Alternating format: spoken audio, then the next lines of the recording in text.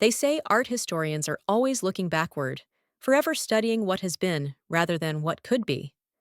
For most of my life, I proved that theory correct, analyzing brushstrokes of the dead, cataloging the emotional resonance of marble carved centuries ago, while my own present slipped away untouched, unexamined. Until Luca, until that rain soaked Tuesday evening when I ducked into a restaurant I'd passed 100 times but never entered, and everything changed. But I should start properly. The full picture requires context, as I tell my students during their first Renaissance survey course. Every masterpiece has its background, its underpinning. I remember the exact moment I knew it was over. I was standing in our kitchen, all gleaming granite and stainless steel that Richard had designed himself, holding a postcard from the Uffizi that had arrived that morning. It showed Botticelli's Primavera, that glorious celebration of rebirth and sensuality. I was staring at Flora, with her flower-strewn dress and enigmatic smile, when Richard walked in, glanced at me, and asked if I'd seen his blue tie while continuing to scroll through emails on his phone. In that instant, I realized he hadn't really looked at me, truly seen me, in years. Perhaps never had. The divorce was civilized, as these things go among academics and professionals. No children to consider, just the clean division of assets and a few tearful goodbyes from mutual friends who didn't know how to maintain relationships with both of us. Richard seemed almost relieved, though he played the part of the abandoned husband when necessary. Within a year, he'd met Elena, a young urban planner with sleek black hair and ambition that matched his own. They married quickly. Sometimes I'd see them at university functions, a perfect pair, finishing each other's sentences about sustainable design and the future of urban spaces. And there I was at 48, alone with my books and paintings, telling myself I was content. My students respected me. My department valued my research. I had my small circle of friends, mostly other professors, and a few artists I'd met through gallery openings. I had my routines, museum visits on Sundays, painting landscapes along Lake Travis when weather permitted, hosting my monthly book club where we drank too much wine and eventually stopped discussing literature altogether. I convinced myself this was enough, until that rainy Tuesday in April when grading midterms had given me a migraine, and I decided to walk it off, letting the drizzle cool my flushed skin. The spring rain in Austin can be gentle that way, a soft veil between you and the world. I'd walked farther than intended when the skies opened suddenly, rain pounding the pavement in earnest. I ducked into the nearest doorway, a restaurant called La Trattoria di Luca, its windows glowing amber against the darkening evening. The scent hit me first, garlic and basil and something deeper, richer, a tomato sauce that had been simmering for hours, wine reducing to its essence. The restaurant was half full, the dinner rush not yet begun. I stood awkwardly in the entrance, water dripping from my hair onto the terracotta tiles. "You look like a Botticelli angel caught in a storm," a voice said, warm and accented. "Please, come in properly before you float away." I turned to see a man approaching, tall, broad-shouldered, with olive skin and dark hair that curled slightly despite being styled with precision. His green eyes crinkled at the corners as he smiled, offering a linen napkin for my face.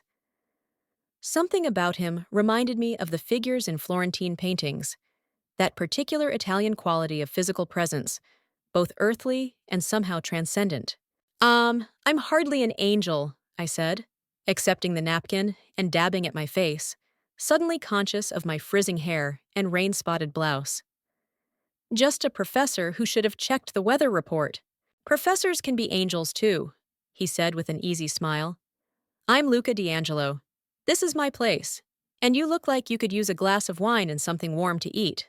There was something so sincere in his manner, so lacking in pretense, that I found myself nodding and following him to a small table near the window where I could watch the rain while staying safely dry. I expected him to summon a server, but instead, he disappeared briefly and returned with a glass of deep ruby wine. "Montepulciano d'Abruzzo," he said, placing it before me.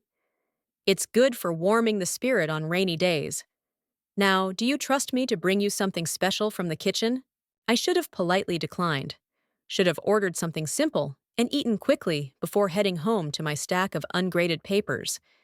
Instead, I looked into those green eyes and said, "Yes, I trust you."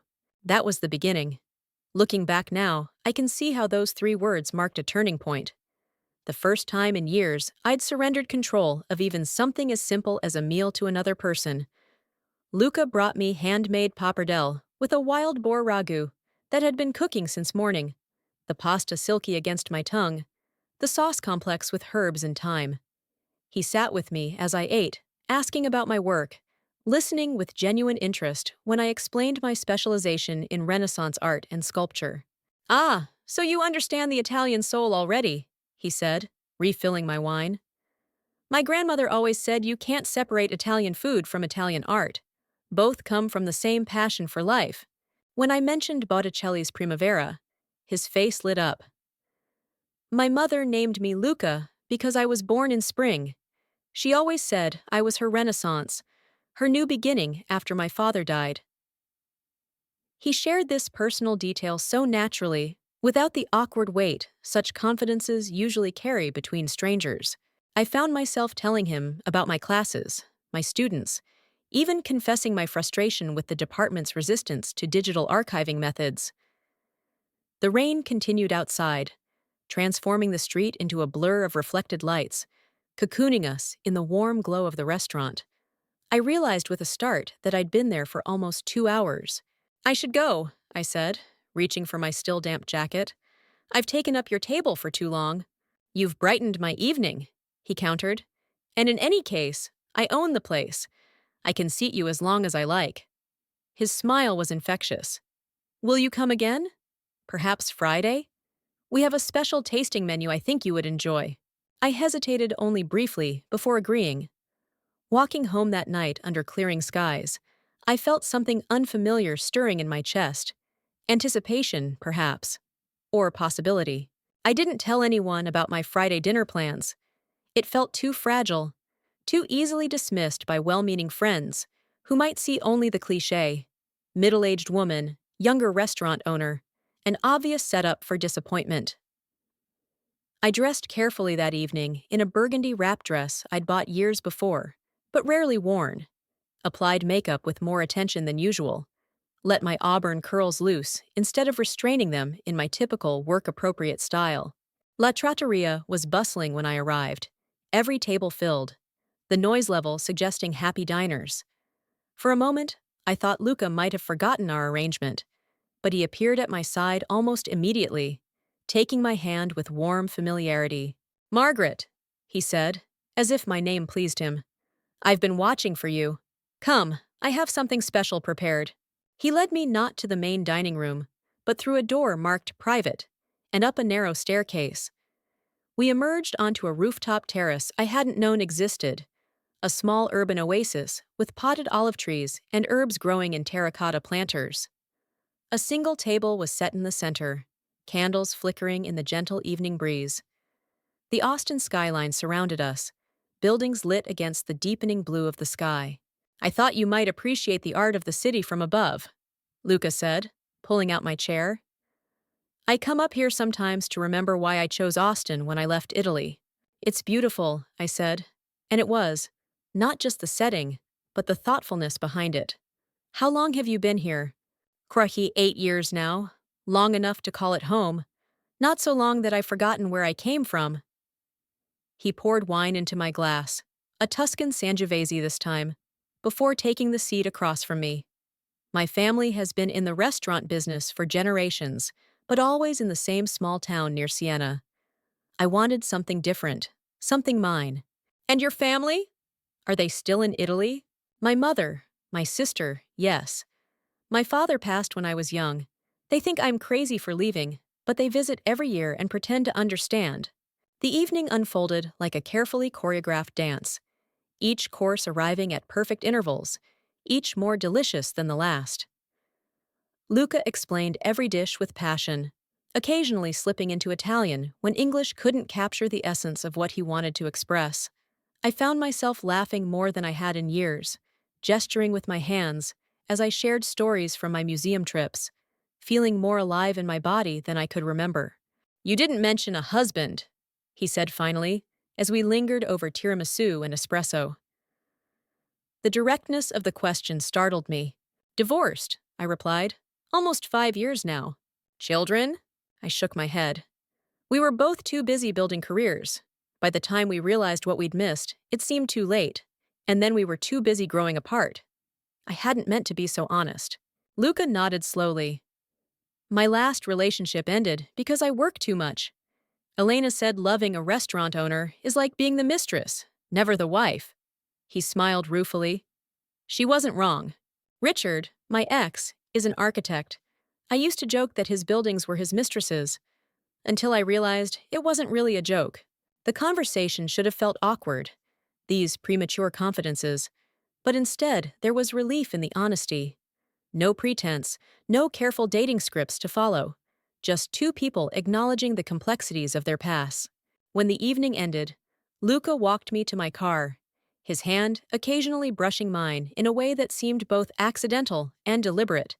At the curb, he leaned in and kissed me, once on each cheek in the European manner, his clean, spicy scent enveloping me momentarily. Next time, he said, I want you to show me your world. The art you love so much. Will you? I nodded, not trusting my voice. As I drove home, I caught myself touching my cheek, where his lips had been, like a teenager after a first date. Ridiculous, I thought. And yet I couldn't stop smiling. Our relationship evolved with a sweetness I hadn't thought possible at my age. The following Sunday, I took him to the Blanton Museum, guiding him through the Renaissance collection, watching his face as he encountered paintings I'd studied for decades. His reactions were unfiltered, emotional in a way many of my colleagues would consider unsophisticated, but there was something refreshing about his immediate connection to the art. No theoretical framework needed, just raw appreciation. This is how you see the world, he said as we stood before a Titian reproduction. Through all this beauty from the past. It helps me make sense of things, I admitted. He took my hand then, publicly, unembarrassed by the casual intimacy. I want to show you how I see it too. The next weekend found us at the farmer's market at dawn. Luca greeting vendors by name, teaching me to select the perfect tomatoes, the freshest basil. He spoke about ingredients with the same passion I reserved for discussing brushstrokes and perspective. Later, in his kitchen, a warm, lived-in space so different from the sterile showcase Richard had designed, he taught me to make pasta from scratch, his hands guiding mine in the tactile pleasure of kneading dough. Cooking is like love, he told me, standing close behind me as I rolled pasta through the machine. You must be present for it. Pay attention. Feel the changes as they happen. His breath was warm against my neck, his body solid and reassuring at my back. When he kissed me properly that evening, my hands still dusted with flour, the kitchen fragrant with simmering sauce, it felt inevitable, natural as breathing. I'd almost forgotten what desire felt like, that liquid heat spreading through the body, the urgent need to be closer. We made love on his kitchen floor, then later in his bed, with a hunger that should have embarrassed me, but instead felt like coming home to myself. You're beautiful, he whispered against my skin, tracing the softness of my belly, the fullness of my hips, the freckles scattered across my shoulders, all the places I'd learned to hide or apologize for. In his eyes, I saw no judgment, only appreciation. So beautiful, Margaret. In the gentle light of morning, I studied his sleeping face. Younger than mine, yes, but marked with its own history. Laugh lines around the eyes, a thin scar along the jaw from a childhood accident he'd later tell me about, the slight furrow between his brows that appeared even in sleep. 12 years between us, not so very much in the grand scope of a lifetime, yet enough to give me pause in quiet moments. Our worlds began to merge, slowly but steadily. He invited me to wine-tasting events, where he introduced me proudly as my Margaret, the professor who knows everything about Italian art. I brought him to faculty gatherings, where he charmed my colleagues with his stories of growing up in Tuscany. We developed rituals. Sunday mornings at his place, making breakfast together. Wednesday evenings, when he'd close the restaurant early and come to my house, where we'd sit on the porch with wine as I pointed out constellations, and he told me their Italian names. Of course, there were complications. My friends were supportive but concerned, offering cautious warnings about different life stages and cultural divides. His restaurant staff clearly wondered what their boss saw in a woman nearly 50 who spent her days in lecture halls rather than keeping up with Austin's vibrant social scene. And there was Richard, who seemed suddenly, irritatingly interested in my personal life now that it included someone new. An Italian chef? He said during one chance encounter at a university function, his tone somewhere between amusement and condescension. How colorful, Margaret!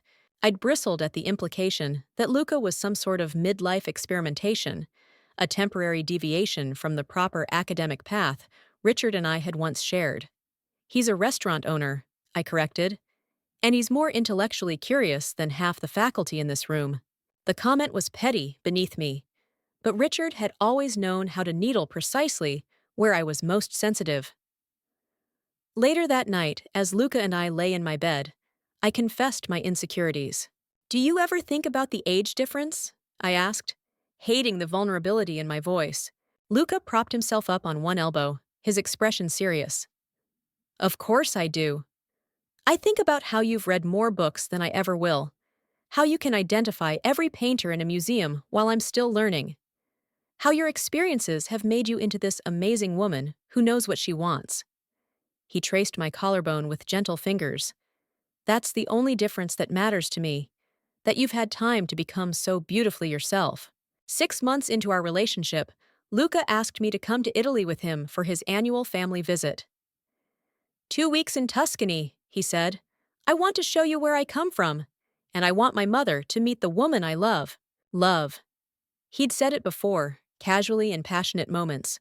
But this was different, deliberate, a declaration of seriousness. I hesitated, calendar calculations running through my mind. "It's summer break," he reminded me, reading my thoughts. "And Tuscany is where your beloved Renaissance began. Consider it field research." So I went, arranging for a colleague to water my plants, putting my life on pause in a way I never had for Richard, even in the early years of our marriage. We flew to Rome, then drove through the Italian countryside in a tiny rented Fiat, Luca pointing out landmarks with boyish enthusiasm. The landscape unfolded like a living version of the paintings I'd studied for decades. Golden light bathing stone villages, cypress trees standing sentinel along winding roads, vineyards stretched across gentle hills. His hometown was everything he'd described. A medieval cluster of buildings perched atop a hill, surrounded by olive groves and vineyards. His family's restaurant occupied the ground floor of a stone building that had stood for centuries, with living quarters above. His mother, Sophia, a handsome woman with Luca's green eyes and an air of quiet authority, welcomed me with reserved warmth that blossomed over the days into genuine affection. "He has never brought anyone home before," she told me one afternoon as we prepared dinner together. Her English careful but clear. "Not in all these years of coming and going."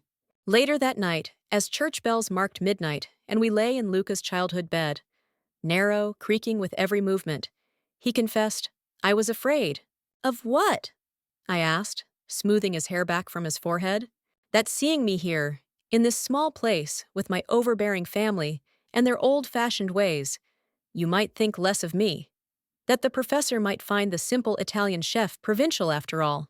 I kissed him then, trying to pour into it all the words I couldn't find. How seeing him here had only deepened my understanding of him, how his rootedness in family and tradition balanced my life of abstractions and theories, how he had awakened parts of me I thought long dormant. Those 2 weeks in Italy transformed us both. I watched Luca reconnect with his heritage, speaking rapid Italian with childhood friends, arguing good-naturedly with his sister about restaurant techniques, softening visibly in his mother's presence. And I experienced the Renaissance world I'd studied through new eyes, not just as artistic movements and historical periods, but as a living cultural legacy that had produced this man I was coming to love with unexpected intensity. We visited Florence, where Luca watched me cry unabashedly before Botticelli's actual Primavera, understanding without words what it meant to me. We wandered Siena's winding streets, eating gelato and discovering tiny churches with artistic treasures hidden in plain sight. In the evenings, we joined his extended family for long, wine-soaked meals, where I struggled with my rudimentary Italian, but never felt excluded. On our last night in his hometown, walking back from the restaurant through lamp-lit streets, Luca pulled me into a small courtyard where a Renaissance-era fountain burbled quietly. Above us, stars pierced the velvet darkness with startling clarity. "I have something to ask you," he said, suddenly serious. "When we return to Austin, would you consider moving in with me? Or I could move into your place, if you prefer. I just know that I don't want to keep living separate lives that we try to merge in the spaces between work and sleep." I felt a momentary panic, the academic in me wanting to analyze, to consider implications and outcomes, to protect myself from potential pain. But then I looked at this man, his face open and vulnerable in the dim light. And for once, I silenced the cautious voice of experience. "Yes," I said simply, "let's build something together." Returning to Austin was an exercise in practical romance. The mundane logistics of combining two adult lives developed independently over decades. We chose my house, with its study full of books and backyard garden, over his downtown apartment. He brought his piano, his collection of Italian cookbooks, his ridiculously expensive espresso machine. I made space in my closet for his tailored shirts, in my kitchen for his specialized cooking equipment, in my carefully ordered life for his spontaneous dinner parties and late-night restaurant friends. There were adjustments, of course. His working hours meant he often came home after midnight, smelling of garlic and wine. My academic schedule meant early mornings, and sometimes weekends lost to grading or research. He was extroverted, filling our home with people and noise when he wasn't working. I needed quiet to think, to write, to recharge. He was physically demonstrative, casually tactile in ways that sometimes overwhelmed my more reserved nature. But we found our rhythm. I learned to nap in the afternoons so I could stay awake when he returned from the restaurant, eager to hear about his day. He learned to respect my study door when it was closed, bringing silent offerings of coffee or wine without interrupting my concentration. I grew accustomed to impromptu gatherings when restaurant staff needed a place to unwind after closing. He developed an appreciation for my quieter book club evenings. Last month marked our one-year anniversary.